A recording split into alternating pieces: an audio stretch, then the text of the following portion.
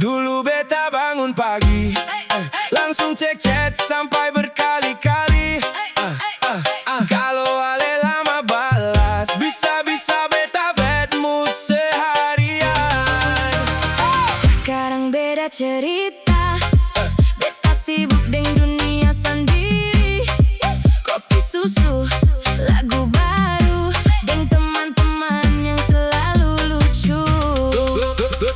Katanya tanpa ale Beta pasti sang menentu.